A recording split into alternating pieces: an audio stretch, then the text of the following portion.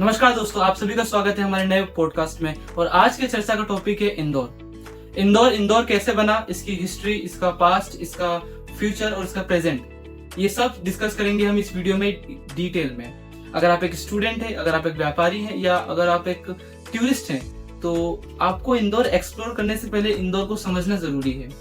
तो आइए शुरू करते हैं। आज हम हमारे साथ हमारे सर हैं जो कि आपको बताएंगे इंदौर कैसे बना और इंदौर की हिस्ट्री क्या थी। आइए दोस्तों, अब जानते हैं कि इंदौर कैसे बना या इंदौर का पास्ट क्या है। तो आप 3 से 4 पॉइंट में आप समझने का कोशिश कीजिएगा। पहला तो आप जब महाभारत काल को पढ़ेंगे तो उस समय मालवा रीजन के बारे में आपको जानने को मिलेगा। ठीक है, तो उस समय ये जो इंदौर का जो भी रीजन है, ये आसपास को मालवा रीजन बोलते हैं, जिस कारण से आपको महाभारत काल में भी इसको मिलेगा पॉइंट। दूसरा पॉइंट जो कि बहुत स्ट्रॉन्ग पॉइंट है, वो है देवताओं के राजा इंद्रदेव की कहानी।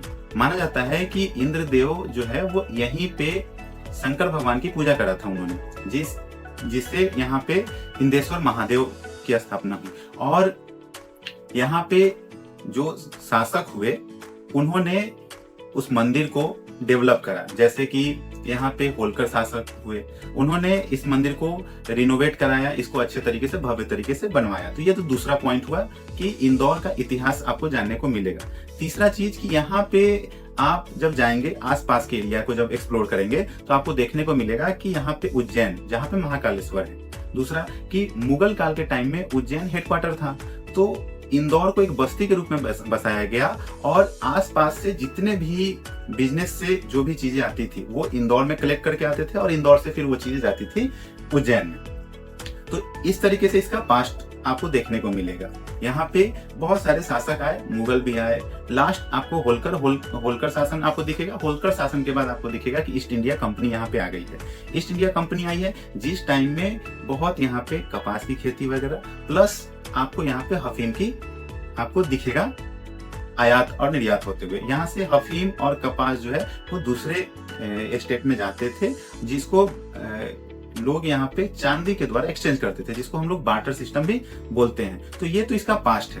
फ्यूचर की बात करें तो फ्यूचर भी यहाँ पे आपको बहुत ब्राइट मिलेगा, क्योंकि पास्ट इसका इतना प्यारे तरीके से डेवलप किया गया है, जहाँ पे शिक्षा को भी बेहतर तरीके से रखा गया है, डेवलपमेंट को रखा गया है, आर्थिक चीजों को रखा गया है और हर चीज पे प्रॉपर समय दिया गया है। यहाँ के एरिया को भी डेवलप किया गया है। तो फ्यूचर भी उसी अनुसार से बहुत प्यारा है। फ्यूचर में अगर आप स्टूडेंट हैं, यदि आप बिजनेसमैन हैं, यदि आप घूमने फिरने में बहुत इंटरेस्ट रखते हैं, या आप कोई ऐसा प्लेस ढूंढ रहे हैं जहाँ पे आप वहां पे रहना चाह रहे हो अगले 30 साल, 40 साल, 50 साल, तो उस दृष्टि से भी फ्यूचर बहुत प्यारा है। फ्यूचर के बारे में आप अगर जानना चाहेंगे तो अभी आपको बताने वाले हैं, आप इसको गौर से समझिएगा। जिस तरीके से इंदौर का पास्ट पूरे व्यापारिक तरीके से गुजरा, ठीक उसी तरीके से जो इंदौर का न्यूज सेक्टर है, एजुकेशन सेक्टर, बिजनेस सेक्टर या फिर टूरिस्ट सेक्टर, तो इन तीनों का फ्यूचर भी ब्राइट होने वाला है और प्रेजेंट भी बहुत ही ब्राइट है।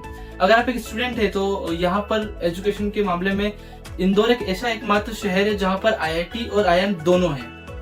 पूरे भारतवर्ष में सिर्फ ये अकेला एक ऐसा शहर है। फिर उसके बाद हम बात करते हैं, यहाँ पर सैकड़ों मैनेजमेंट और इंजीनियरिंग कॉलेज, प्राइवेट कॉलेजेस हैं। उसके बाद एजुकेशन के नाम पर यहाँ पर भंवर कुआ, जो कि एक बहुत पॉपुलर प्लेस है कोचिंग के लिए। यहाँ पर UPSC, JEE, नीट और बहुत सारे अलग अलग गवर्नमेंट एग्जाम के लिए प्रिपरेशन कराया जाता है। भंवर कुआ के बाद यहाँ के हम बिजनेस पार्क के बारे में बात कर ले, जिसे विजयनगर कहते हैं। विजयनगर आज से करीबन 30-40 साल पहले कुछ भी नहीं था, वहाँ पर सिर्फ और सिर्फ खेत थे। तो Indore development authority, IDA company है, जिन्होंने पूरे बहुत बढ़िया तरीके से इस जगह को प्लान किया और यहाँ पर आज एक से बढ़कर एक 5 स्टार होटल्स है, एक से बढ़कर एक बिजनेस पार्क है।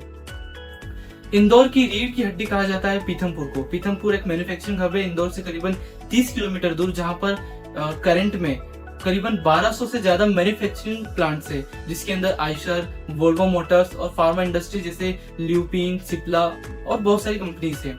और उसके बाद हम बात करें टूरिस्ट प्लेसेस की, तो टूरिस्ट प्लेसेस में यहाँ पर राजवाड़ा, जिसे इंदौर की शान कहते हैं, उसके बगल में सराफा बाजार, जहाँ पर दिन में सोने चांदी का व्यापार होता है और रात में सर खाने पीने का। आपको यहाँ की रबड़ी आप जरूर टेस्ट कीजिएगा, बहुत प्यारा मिलेगा। यहाँ के अचार, अभी सर आप वो नौलखा के बारे में, हाँ, नौलखा, जो नौलखा का नाम रखा गया, जो भौर कुआं के बगल में है, नौलखा का नाम इसलिए नौलखा रखा गया क्योंकि यहाँ पर करीबन 9 लाख से अधिक पेड़ है इंदौर के अंदर। इसीलिए हम जो अलग अलग बाग सुनते हैं ना, बाग बगीचे इंदौर में, केसर बाग, लाल बाग पैलेस, ये सारी चीजें ना इंदौर के बगीचे वाले सेक्शन को कवर करते हैं। और फिर उसके बाद हम बात कर लेते हैं टूरिस्ट प्लेसेस में और वाटरफॉल्स। यहाँ का तिंछा वाटरफॉल है, यहाँ का पाताल पानी है, यहाँ का काला कुंड है। इंदौर के आसपास एक जगह है जाना पाव कुटी। उसके बाद आप महू को एक्सप्लोर करिए, जो हमारे संविधान लिखा गया है डॉक्टर भीमराव अम्बेडकर के द्वारा। उनकी जन्मस्थली है महू, जिसे हम डॉक्टर अम्बेडकर नगर भी कहते हैं। आप एक बार वो एक्सप्लोर करिए। अगर आप व्यापार के लिए आ रहे हैं, शिक्षा के लिए आ रहे हैं, तो एक बार आपको इंदौर ठीक से एक्सप्लोर करना चाहिए, समझना चाहिए, क्योंकि इसका फ्यूचर काफी ब्राइट है। क्योंकि यहाँ पर मेट्रो पूरी तरीके से प्लान हो चुका है। ये मेट्रोपॉलिटन सिटी बनने जा रही है। यहाँ पर सुपर कॉरिडोर है, यहाँ पर कॉलेजेस है, हर चीज जो एक नेसेसरी रिसोर्स होता है, हर एक चीज प्रेजेंट है। और अभी डेवलप हो रहा है, अभी जो है ये चीज डेवलप हो रहा है। यहाँ पे IT से रिलेटेड बहुत सारी कंपनी आ रही है। अभी मोहन यादव जो हमारे यहाँ के मुख्यमंत्री है, वो भी बहुत सारे बिजनेसमैन के साथ में उन्होंने मीटिंग करा था। अभी बस हाल में ही हुआ था मीटिंग, और उसमें भी कोशिश किया जा रहा है कि जितने भी कंपनी है उसको तेजी से इंदौर में लाया जाए, चाहे वो मैन्युफैक्चरिंग से रिलेटेड हो, चाहे वो अदर किसी चीज से रिलेटेड हो। तो इंदौर बिजनेस को लेकर के भी बहुत ग्रूम करने वाला है, बहुत तेजी से आगे बढ़ने वाला है। तो आप अगर व्यापारी हैं तो मेरा मानिए आप इंदौर एक बार जरूर आइए। और इसी के साथ अगर आपकी कोई क्वेरीज हो तो कमेंट सेक्शन आपके लिए खुला हुआ है। अगर कोई इन्फॉर्मेशन मिस हो गई हो तो आप जरूर से कंप्लीट करें कमेंट सेक्शन में। बाकी आज के लिए इतना ही। थैंक यू सर, और thank you guys, bye bye.